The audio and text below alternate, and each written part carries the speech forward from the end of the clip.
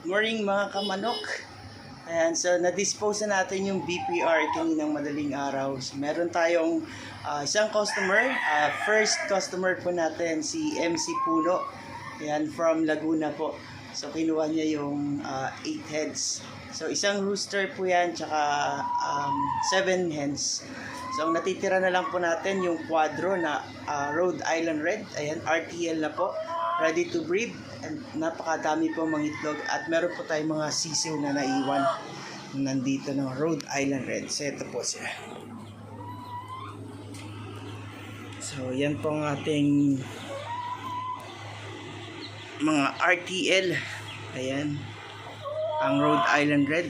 Ito po yung BPR pero nakuha na po yan. Wala na sila dyan. Ito po yung mga bago, mga sisiw ng Rhode Island Red.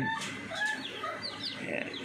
Ito 3 weeks old. Ayan. Tapos mga ano to, mga bago lang yung mga yan. And dito meron tayong 4-day-old na sisiw. Ayan. Rhode Island Red din yan. So yan po yung mga ano, mga itlog nitong mga nandito na in-incubate natin.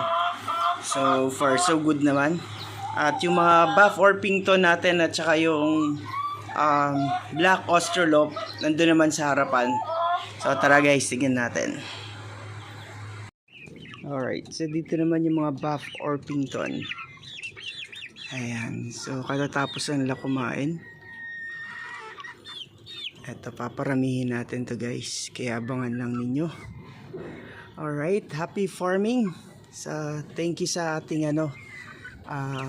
unang customer, si Mr. MC Puno. Ayan po ang ating customer na kumuha ng ating BPR. Ayan, 8 heads po yan. 1 roux and 7 hens.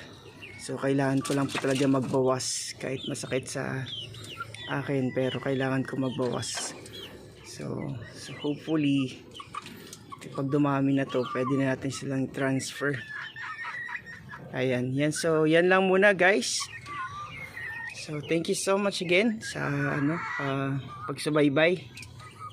Ayan, have a blessed day po. Bye.